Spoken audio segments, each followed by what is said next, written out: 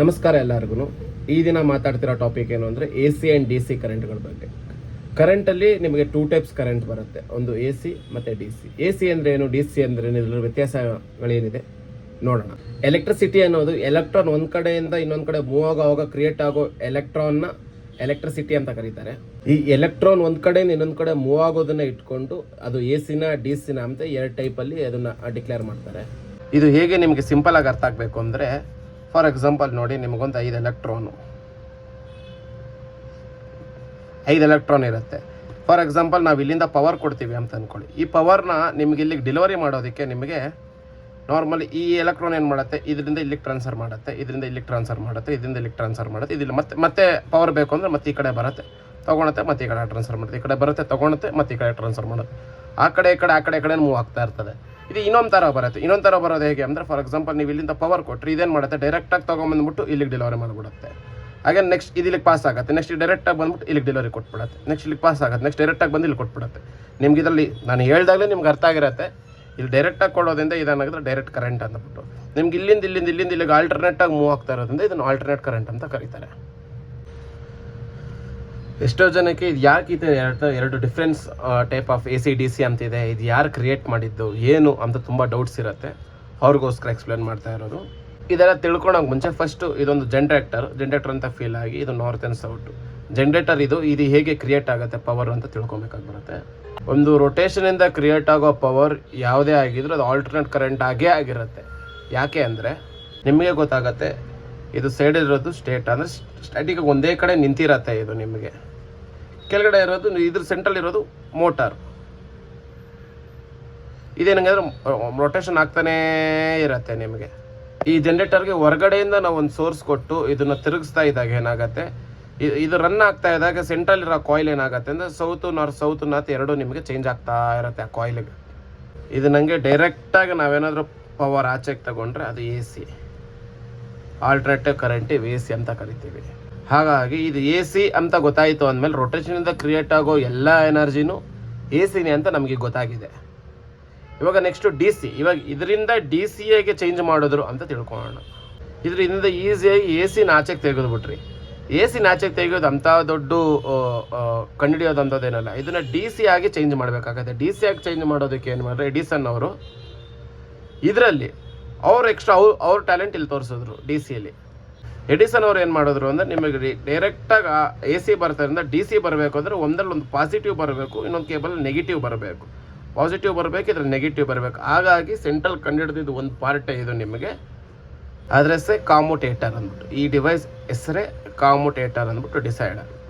ಈ ಕಾಮುಟೇಟರ್ ಕೆಲಸ ಏನು ಅಂದರೆ, ನಿಮಗೆ ಒಂದು ಲೈನಲ್ಲಿ ಬರುವಂಥ ಪಾಸಿಟಿವ್ ಆಗಿ ಕೊಡುತ್ತೆ, ಇನ್ನೊಂದು ಲೈನಲ್ಲಿ ಬರೋ ನೆಗೆಟಿವ್ ಆಗಿ ಕೊಡುತ್ತೆ.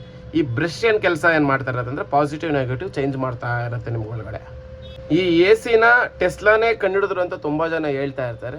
ರೀಸನ್ ಏನು ಅಂದರೆ, ಆ ಎ ಸಿ ಅನ್ನೋ ಆ ಪವರ್ನ ಬೇರೆ ಲೆವೆಲ್ಗೆ ತೊಗೊಂಡೋಗಿ ತುಂಬ ಕಂಡುಹಿಡಿದಿದ್ದು ಅನ್ನೋದು ಅವರೇ. ಹಾಗಾಗಿ ಎಲ್ಲರೂ ಅವರೇ ಕಂಡುಹಿಡಿದಿದ್ದು ಅಂತ ತುಂಬ ಮಾತಾಡ್ತಾ ಇರ್ತಾರೆ.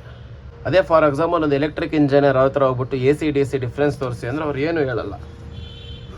ನಿಮಗೆ ಈಗ ಮೂವ್ ಆಗೋದನ್ನು ಎ ಸಿ ಅಂತ ಕರೀತಾರೆ, ಸ್ಟ್ರೈಟಾಗಿ ರನ್ ಆಗೋದನ್ನು ಡಿ ಸಿ ಅಂತ ಕರೀತಾರೆ. ಇದು ಯಾಕೆ ನಿಮ್ಗೆ ಸೈನ್ ವೇವಲ್ಲಿ ಹೋಗ್ತಾ ಇದೆ, ಇದು ಯಾಕೆ ಸ್ಟ್ರೈಟಾಗಿ ಹೋಗ್ತಾ ಇದೆ ಅಂತ ತಿಳ್ಕೊಳ್ಳೋಣ. ಇವಾಗ ಇನ್ನೂ ಕ್ಲಿಯರಾಗಿ ಅರ್ಥ ಆಗಬೇಕು ಅಂತ ಒಂದು ಸೈನ್ ವೇವ್ ಫಾರ್ಮಲ್ಲಿ ನಿಮ್ಗೊಂದು ಡಯಾಗ್ರಾಮ್ ಮಾಡ್ತೀನಿ.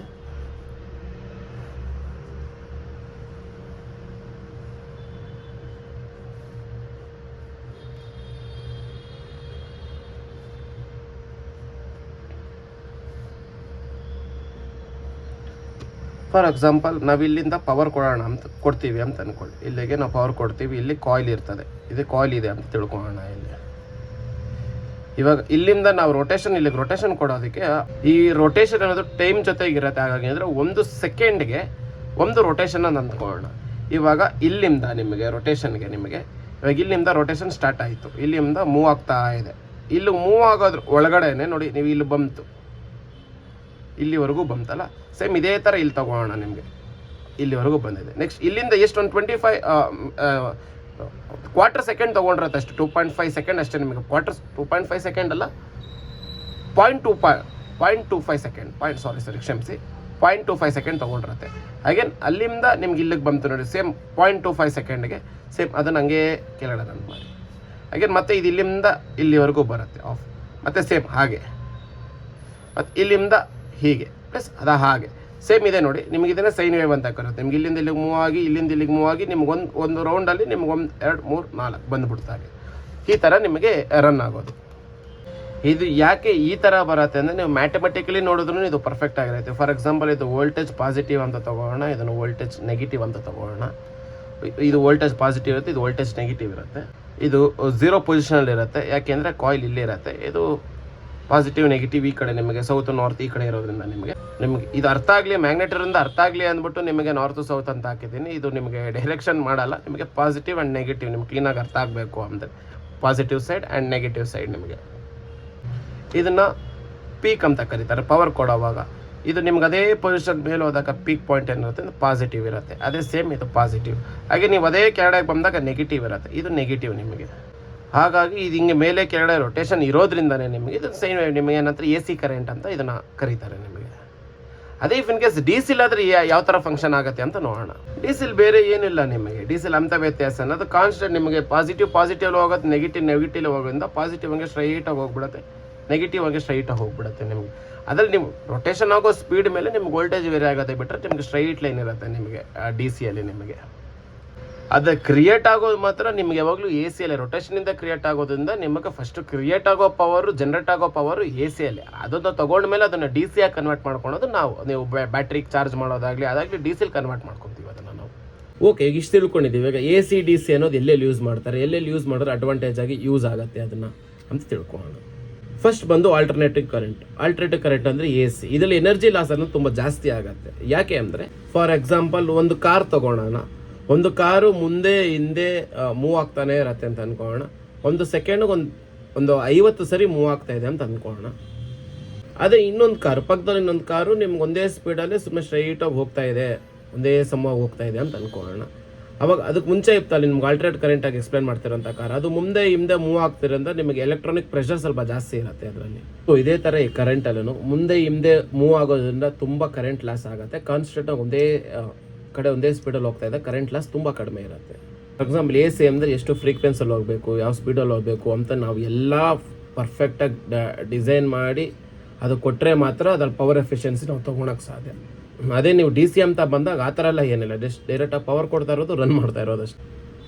ನಿಮಗೊಂದು ಅನುಮಾನ, ಮನೆಗೆ ಎ ಸಿ ಪವರ್ ಬರ್ತಾ ಇದೆಯಲ್ಲ ಇವಾಗ ಹೇಗೆ, ನೀವು ಮನೆಗೆ ಏನೇ ಎ ಸಿ ಪವರ್ ಬಂದು ಅದು ಡಿ ಸಿ ಆಗಿ ಕನ್ವರ್ಟ್ ಆಗಿ ಈಗಿರೋಂಥ ಎಕ್ವಿಪ್ಮೆಂಟ್ಸ್ ಎಲ್ಲ ರನ್ ಆಗೋದು, ನಿಮ್ಮ ಹೋಮ್ ಅಪ್ಲಯನ್ಸಸ್ ಆಗೋದು ಮ್ಯಾಕ್ಸಿಮಮ್ ಡಿ ಸಿಲೇ ರನ್ ಆಗೋದು. ಫಾರ್ ಎಕ್ಸಾಂಪಲ್ ಒಂದು ಟಿ ವಿ ಅಂತ ತೊಗೊತೀರ, ಅದು ಎ ಸಿ ಪವರ್ ಕೊಡ್ತೀರಾ ನೀವು, ಇನ್ಸೈಡ್ ಹೋಗಿ ಅದು ಡಿ ಸಿ ಆಗಿ ಕನ್ವರ್ಟ್ ಆಗಿ ಡಿ ಸಿಲೇ ರನ್ ಆಗೋದು ನಿಮಗೆ.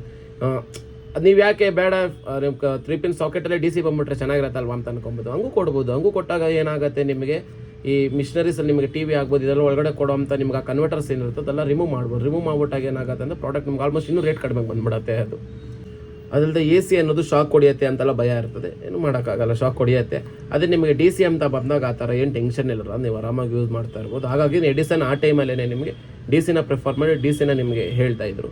ಬಟ್ ಆ ಟೈಮಲ್ಲಿ ಅಂಥ ಎಫಿಷಿಯನ್ಸಿ ಡಿ ಸಿಲಿ ಇರಲಿಲ್ಲ, ಆಗ ಕಾರಣ ಆಗ ಅಂಥ ಫೇಮಸ್ ಆಗಲಿಲ್ಲ ಡಿ ಸಿ. ನಿಮ್ಗೆ ಅನ್ನಿಸ್ತಾರೆ ಬಂದಂಗೆ ಡೈರೆಕ್ಟಾಗಿ ಡಿ ಸಿನೇ ಬಂದ್ಬಿಡ್ಬೋದಲ್ಲ ಅಂತ. ನಿಮ್ಗೆ ಎ ಸಿನ ತೆಗೆದು ಡಿ ಸಿಯಾಗಿ ಕನ್ವರ್ಟ್ ಮಾಡಿ ಡಿ ಸಿಯಲ್ಲಿ ನಿಮ್ಗೆ ಔಟ್ಪುಟ್ ಕೊಟ್ಟು ಮನೆಯವ್ರಿಗೂ ಡಿ ಸಿ ಬರಬೇಕು ಅಂದ್ರೆ ಎಕ್ವಿಪ್ಮೆಂಟ್ ಚಾರ್ಜಸ್ ಎಲ್ಲ ತುಂಬ ದೊಡ್ಡದಾಗಿರುತ್ತೆ, ತುಂಬ ಕಾಸ್ಟ್ಲಿ ಆಗಿರುತ್ತೆ. ಕೆಲವೊಂದು ಕಡೆಯಲ್ಲೇ ಈಗ H P D C lines ಎಲ್ಲ ಬಂದುಬಿಟ್ಟಿದೆ, high voltage D C current already ಕೆಲವೊಂದು ತುಂಬ ಕಡೆ ಬಂದುಬಿಟ್ಟಿದೆ.